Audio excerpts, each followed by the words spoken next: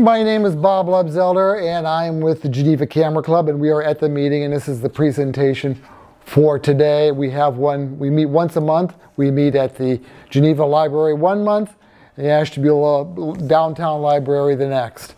And we meet the third Wednesday of the month at 6:30 p.m. if anybody is interested.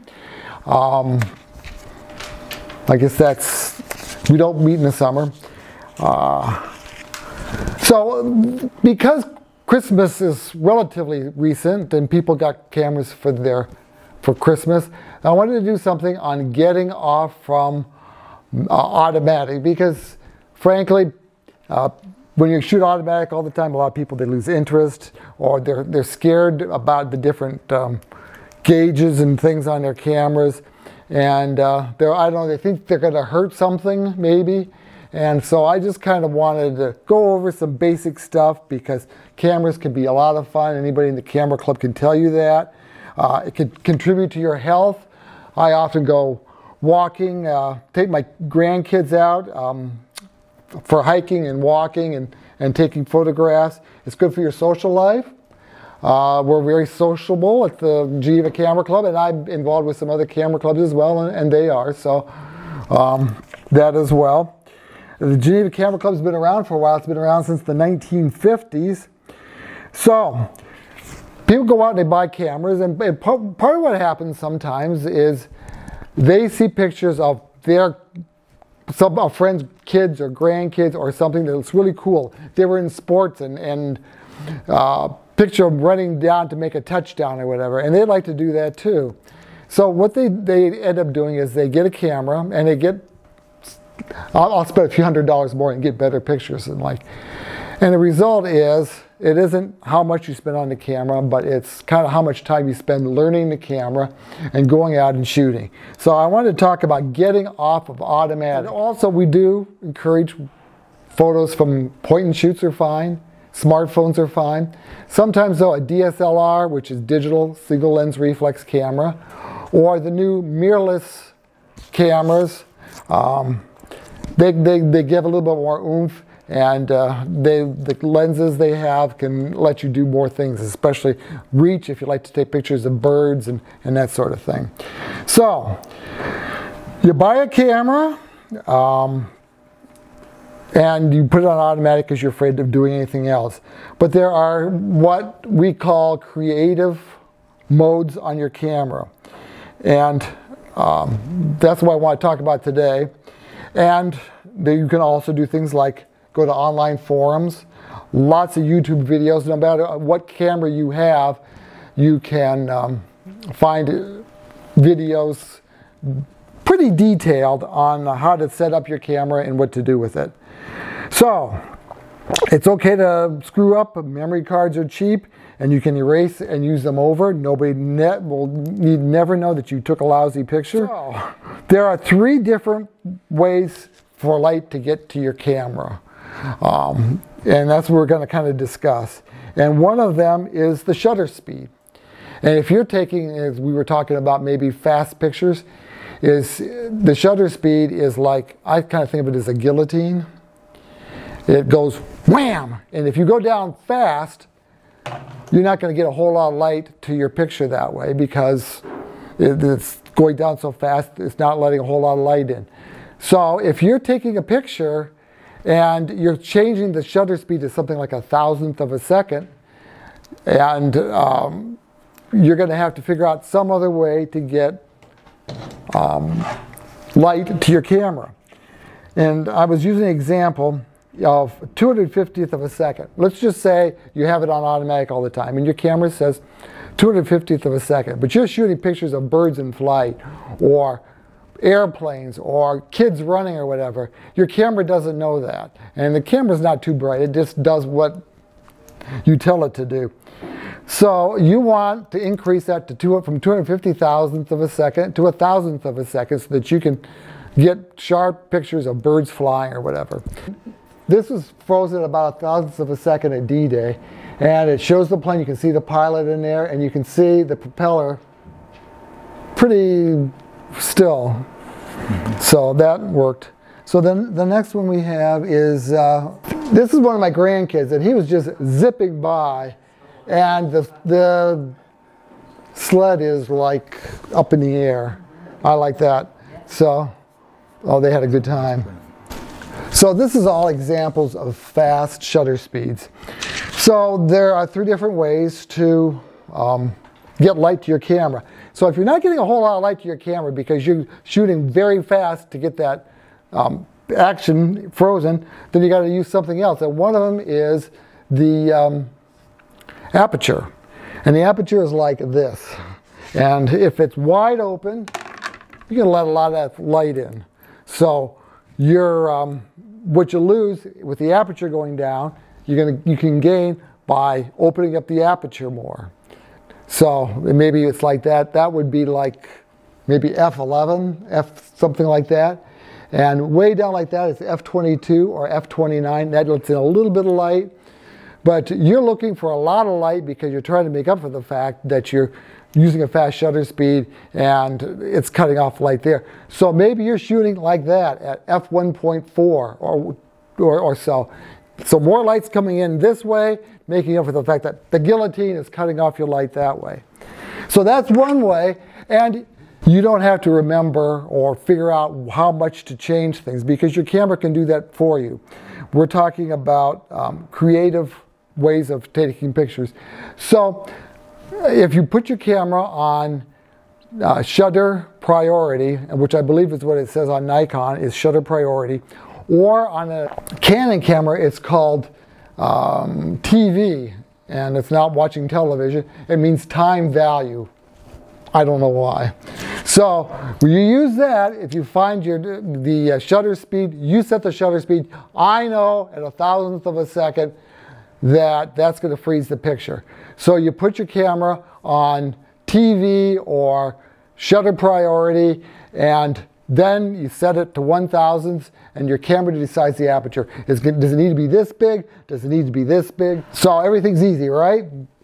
No problems. Except, what happens if it's really dark out and you just don't have that much light to work with in the first place? Or, this is something when you buy a new camera, is that a lot of them use kit lenses. And the kit lenses aren't bad these days, but the problem is the aperture just doesn't open up that much. So instead of being open up wide like this to f1.8, it may only open up, to save money, at f3.5 or 3.56 or something like that. And what's worse, to throw everything into it, is that the camera or the lens sometimes has a variable aperture, and that means when you're zooming in as wide angle as possible, it may be 3.5. That's not too bad, but then if you zoom out, it'll go down to 5.6 and cutting off light. So you can be cutting off light for your picture without doing anything but zooming your lens. So that's a problem as well. So we've got the shutter speed, how fast it goes down, we got the aperture letting in. And there's one other way that we can regulate, and that is with the ISO. And that is, ISO was originally an International Standards Organization. And somewhere somebody decided we're just going to call it ISO, but we're going to leave it capitalized. And as a kind of a grammarian, that bothers me, but life goes on. And the ISO decides the sensitivity of light to the sensor on your camera. And if you've never heard of ISO before, think back to when you went to Kmart in the 70s and 80s, and there was film, like camera film on display. And on the box it would say 200, 400, 100, and that was the ISO. So 100 film, you get very bright colors, very little grain, but you need a lot of light to get a good picture. 400 film, a little bit, maybe not quite as bright, but not very, the change isn't noticeable too much. But you can let in more light. And you can go up to 800, 1600, 3200, 6400, and we're going to get back to that. But if your camera is telling you, hey, we're at 1,000, you want this at 1,000th of a second, and you got that cheap lens on there and it won't go up any higher than 5.6, we got a problem here. Change the ISO. And in fact, if you could you can put your camera, most cameras, on automatic ISO, and the camera will decide it for you. And if you have an ISO that it's too high, so like 12,800 or 24,000, if it's too high, your pictures are going to get very grainy. The colors are going to start to bleed. We talked about the shutter speed is one way, and that's one of the creative ways, is shutter priority. The other is aperture priority. And that's where you decide the aperture, how big it is, how small it is, and your camera decides the shutter speed. So when would you need to, you're going to want to control the aperture? Well, it might be, it's when you want to decide how much of your picture is going to be in focus. Now you might be thinking, well, shouldn't we always want the whole picture to be in focus? And the answer is not necessarily. There is something called depth of field, which is just pretty much what's in focus. And you could have like a little, you could have a person, not a little, you could have a person, and that person's in focus, and the background is out of focus. So the picture kind of pops out, the person in the picture kind of pops out. And you do that with a very large f-stop. So if you go up to f2.8, f3.5, something like that, where you're letting a lot of light in there, you're going to limit the amount of what's in focus. On the other side of it is that if you want everything in focus, you're doing scenics or something, you've got rivers and birds and clouds, and you want everything in focus, you're going to want a larger f-stop. So you have f11, f16, something like that. And when you set it for aperture priority, which is AP for on the Nikon, or AV for aperture value on the Canon, then your camera will decide the shutter speed. And this time, it's not, the shutter speed doesn't matter so much because you want to freeze the picture. It's because you're getting a whole lot of light coming in from the aperture, and so you want to cut it off somewhere else. So that's how you do it with the shutter speed. And you made the aperture, or the ISO, you may want to bring it down to like 200 or 100 because you don't want as much light in the picture. It's kind of the exact opposite of the action pictures. So I got a couple examples of that. This is where I used a large aperture. So the tree stump with the snow on it is in focus. Everything out behind there is out of focus. And there, more is in focus because instead of using f2.8 or something like that, I used like f11 or f16. I also got one with my grandson in the picture, but he was making goofy faces. So I decided not to use it. I don't know where he got that from. So that's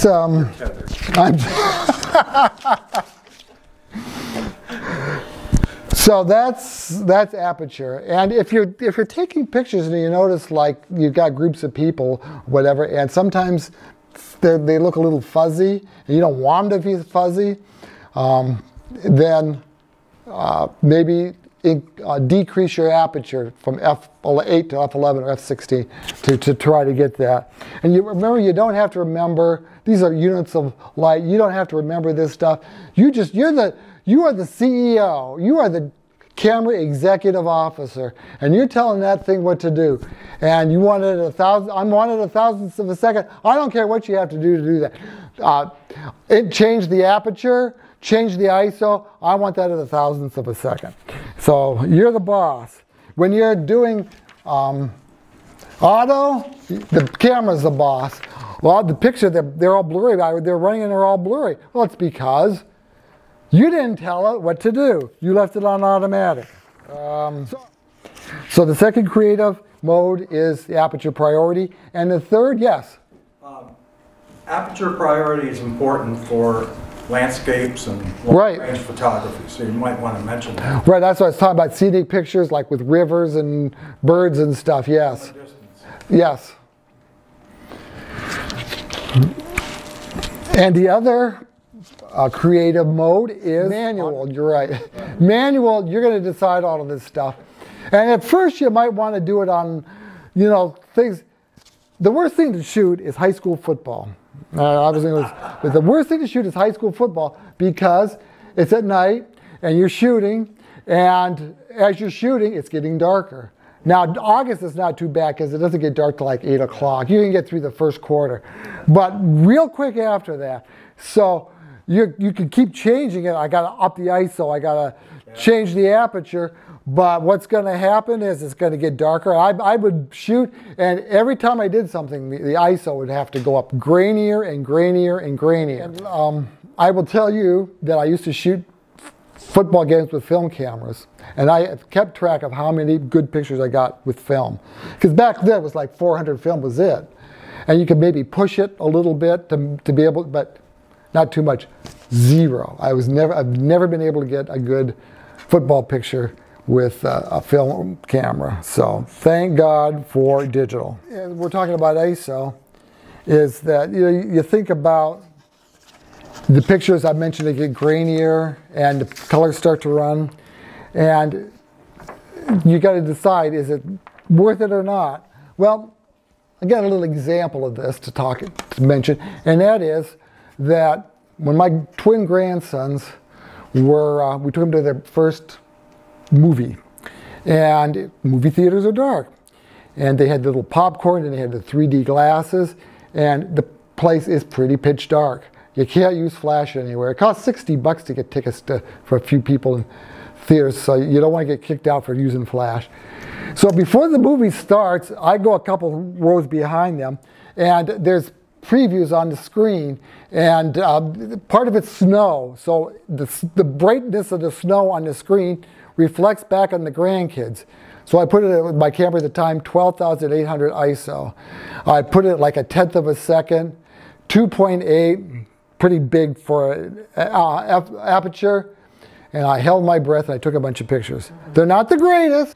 Every year, ISO gets better, that you can take pictures at higher and higher ISOs. But, you know, I'm glad I took the picture. And there is also software these days that you can use to reduce the noise, definitely. But they were pretty funny there.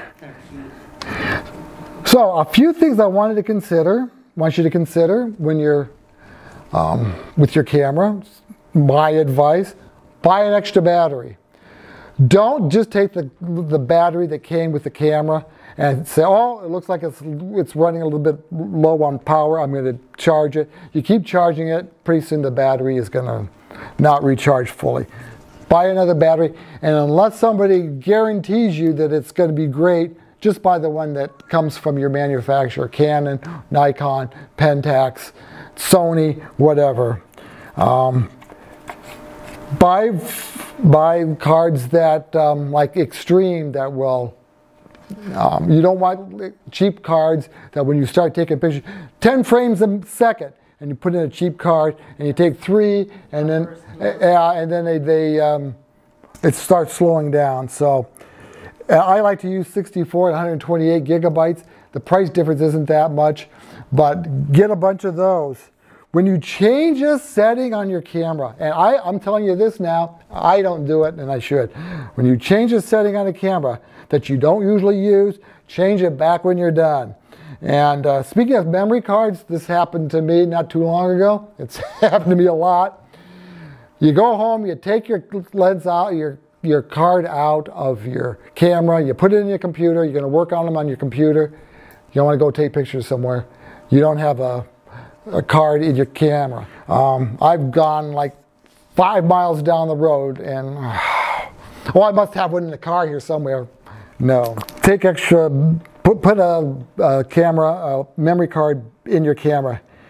If you shoot like normally, like I usually shoot probably aperture priority, if you shoot one of those and you change it for some reason, put it back, because like once in a while I shoot manually.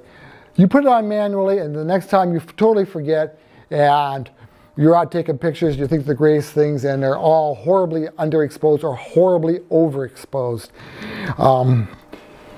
So just put it back the way it was.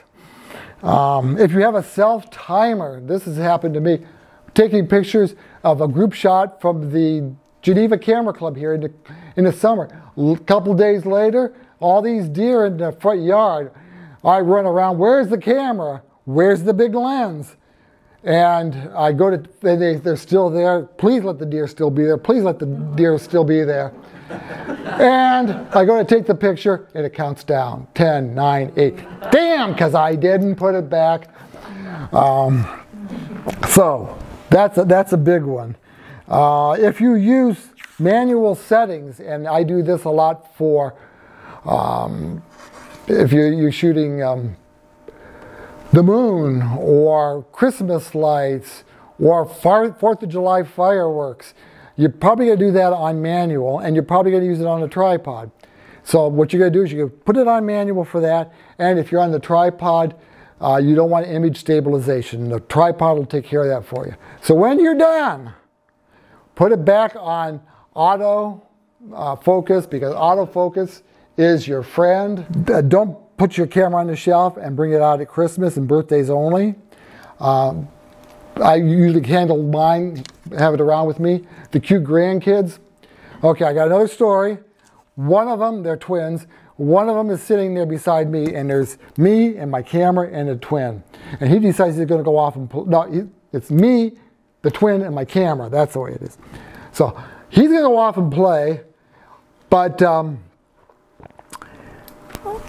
so he goes off, but he's got this idea. He comes back, and he goes over and hugs his brother. So I go diving for my camera, because that doesn't happen too often. And if you ask them to do it again, they aren't going to do it. So I grabbed it. I didn't have time to zoom in. I didn't have time to autofocus. I just went bang, bang, bang, hoping one of the pictures would come out. You have a chance. Well, with the grandkids here, it was just lunging for the camera, bringing it up, and in my mind I went twirling around and made this great moves and got a picture, but I'm sure it didn't look that good.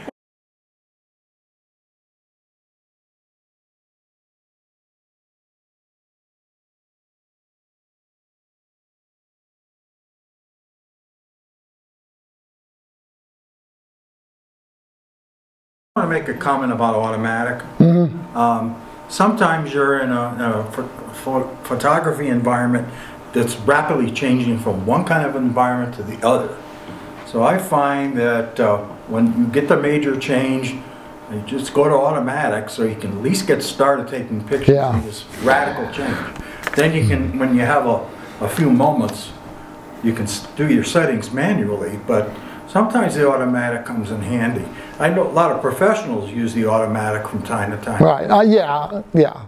Shoot in RAW if you can, because RAW, it gives you it's the best picture your camera can produce.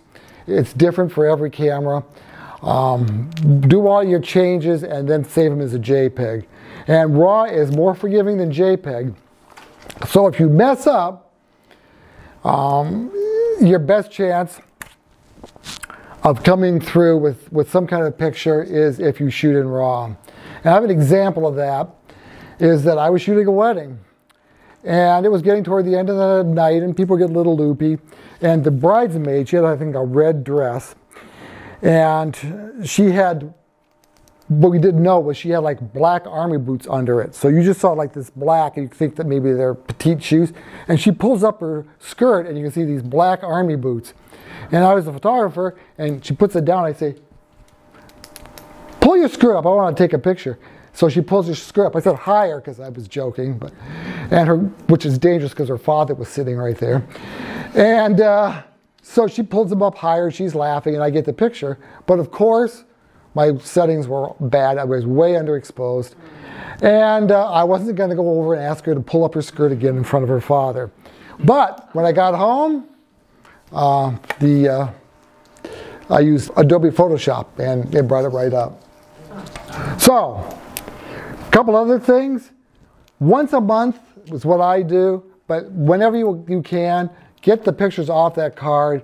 Tone them, crop them, get rid of the bad ones, put them someplace, put them on your computer, put them on an external one, send it up on the cloud somewhere to a program like iDrive or SmugMug, or if you have an Amazon account, they give you free storage, full resolution. So do that, back it up, enjoy your camera, and you can come and you can hear the different presentations that we have at the Geneva Camera Club. It only costs $10 to join. And you can come to a few meetings and decide, well, I don't know yet. Come to another one. We're pretty informal here. If you got questions, we can answer. We can fake it. And thank you. Good job, Bob.